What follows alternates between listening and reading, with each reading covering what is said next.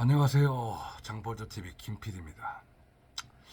제가 한 며칠 아팠어요. 아파갖고 영상도 제대로 못 올리고 그래서 집에서 좀 쉬었습니다. 병원 다니면서. 제 목소리도 약간 좀 잠겼을 겁니다. 좀 불편하시더라도 그냥 좀 들어주시면 감사하겠습니다.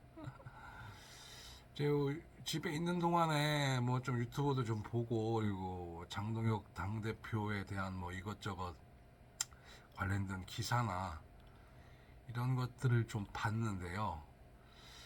그래서 오늘 좀 드리고 싶은 말씀이 장동혁 당대표와 이제 그를 둘러싼 이제 범야권 후보까지 포함한 우리 당의 그 잠룡들의 이야기를 좀 한번 해볼까 해요. 일단 뭐 저는 여러분들이나 저나 뭐 이제 그 장동혁 당대표가 이제 더 큰 사람이 되길 바라죠. 이제 그런 생각들을 하다 보니까 이제 중요한 게 뭐냐면 이 당대표에서 대선 후보로 가는 어떤 가교 전략이 좀 필요할 것 같습니다. 뭐 우리 당에 그 좋으신 분들이 많은데 여러 가지로 이제 다음 선거에서 후보로서 장점 단점을 좀 비교해 보자면 장동혁 당대표만한 사람이 없습니다. 지금 뭐 이제 오세훈 서울시장도 나름 또 리스크가 있고 안철수 의원도 이제 좀 지겹죠. 이제 새로운 인물이라고 부각되기가 좋지 않은 상황입니다. 그리고 홍준표 전 대표도 글쎄요, 뭐 이제 끝나신 것 같은데 한동훈 전 대표 역시 마찬가지입니다. 그러면 그 명실상부하게 장동혁 당대표밖에는 지금 제 생각에는 없다라고 보여집니다. 근데 이제 중요한 고비가 남았죠. 이제 당대표에서 이제 대선 후보로 가야 하는 그 가교 중에 하나가 지방선거에 대해 동력합니다. 이번 지방선거를 어떤 승리의 사례로 확보하면서 실적 기반의 이미지를 구축하는 게 장동혁 당대표에게는 정말 중요한 어떤 그런 그 다리가 될 것 같습니다. 그리고 또 한 가지, 이거는 뭐 지금도 벌어지고 있는데 이 오세훈, 안철수, 이준석에 대한 외부 변수예요. 이 세 분이 요즘에 좀 이제 같이 뭐 이제 뭐 연대하는 모양새를 두고 있는데 이 연대 모양새가 과연 그 당이나 장동혁 당대표한테 어떤 상황을 불러일으킬지, 이게 위협일지 아니면 기회일지 오늘은 좀 그걸 한번 얘기를 하고 싶어요. 어떤 방식으로든 이 세 명의 연대는 장동혁 당대표한테 그렇게 좋은 건 아닙니다. 그렇다고 이걸 지금 하지 마라 할 수도 없어요. 지금 상황이. 이제 각 후보별로 이렇게 좀 보자면 오세훈 시장 같은 경우에는 뭐 도시정책 기반의 그 강점이 있죠. 근데 그렇다고 뭘 하나 지금 확실하게 좀 보여준 게 없습니다.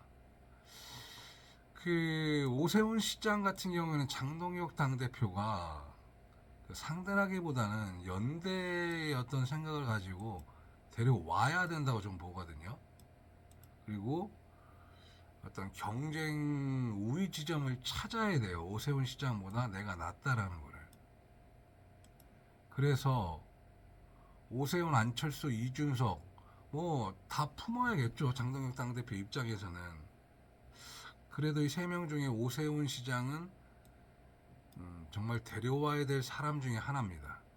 근데 뭐 오세훈 시장이나 안철수 의원이나 이준석 대표나 뭐 다들 뭐 이제 그 대권을 꿈꾸는 사람들인데 이 세 사람들이 자기들이 이제 세 명이 뭉치는 이유가 있겠죠. 그렇습니다. 근데 이 세 명을 잘 또 활용을 해야 될 게 장 대표 입장이에요. 지방선거가 이제 다가 있고 그 국면에서 활용 전략을 좀 찾아야 되는데 이 세 명을 어떻게 보면 장 후보 쪽으로 유리하게 만드는 어떤 전략들이 필요하겠죠. 그래서 이거를 어떻게 풀어내냐에 따라서 그 장동혁 당대표는 리더십의 시험대에만 오를 겁니다. 근데 이제 이 세 명의 어떤 연대가 또 일부 지지층에 대해서는 상당히 반발로 나올 수도 있어요. 그래서 아마 고민을 많이 하셔야 될 겁니다. 뭐 시나리오별로 뭐 기회가 있을 수 있고 뭐 리스크가 있을 수 있는데 참 그렇습니다. 이게 어떤 그 개혁신당과의 연대를 안 할 수도 없고 그렇다고 하기도 웃기고 어차피 범보수라고 보는 입장에서 보면 일단 뭐 이준석도 워낙 영약한 사람이기 때문에 뭐 무리하게 경기지사나 뭐 서울시장이나 뭐 나오지 않을 테고 또 그리고 안철수와 오세훈의 어떤 그런 본인의 관계로 따라서 거기서 또 이제 또 다른 이제 수를 놓겠죠. 이제 이 사이에서 장동혁 당대표가 어떤 역할을 할 것인가 이게 놔둬서도 안 돼요 사실은. 그래서 이 세 명의 사이에서 어떤 돌발 변수가 있지 않는 한 어떤 역할을 하긴 해야 될 겁니다. 그래서 저는 그런 생각을 좀 해요. 실사구실이래야 될까?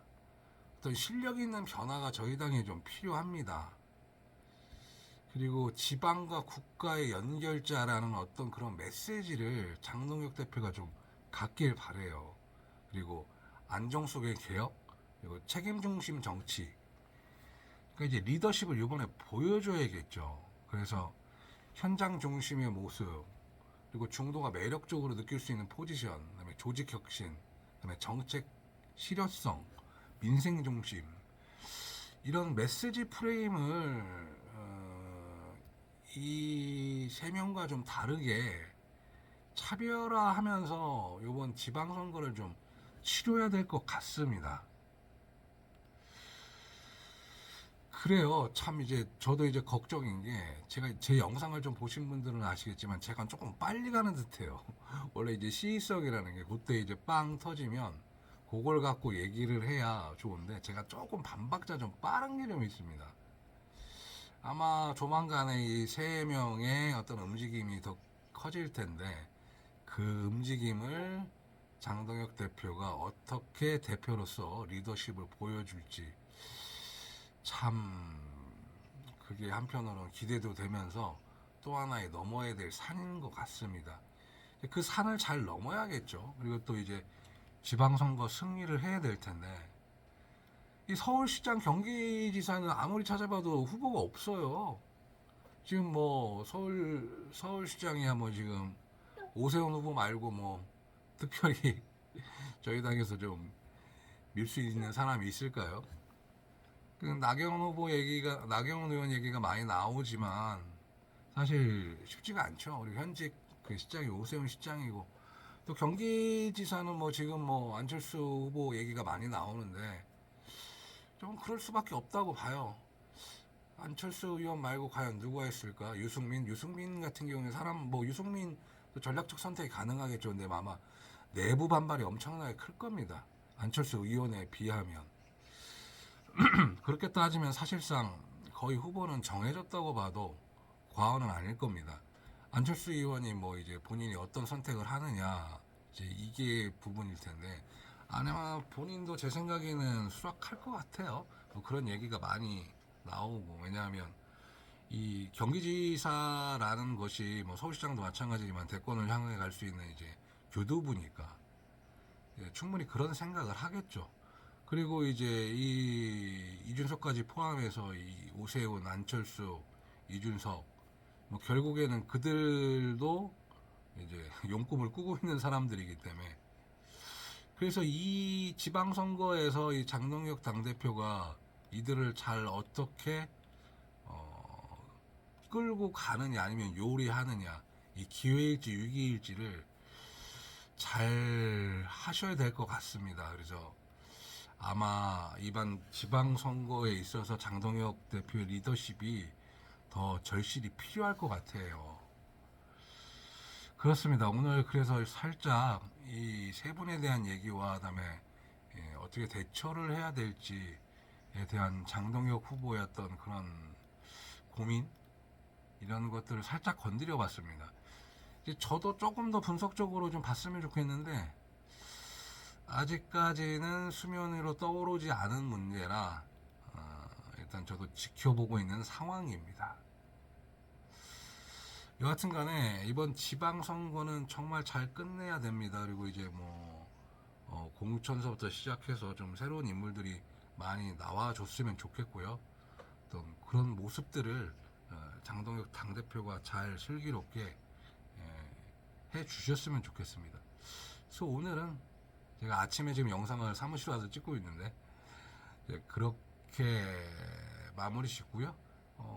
내일 정도 조금 한번 더 들어가서 여러분들하고 한번 이야기를 한번 해보도록 할게요. 여러분들도 어떤 의견을 갖고 계신지 댓글로 의견 주셨으면 고맙겠습니다. 감사합니다. 오늘 영상은 여기서 마치도록 하겠습니다. 김PD였습니다.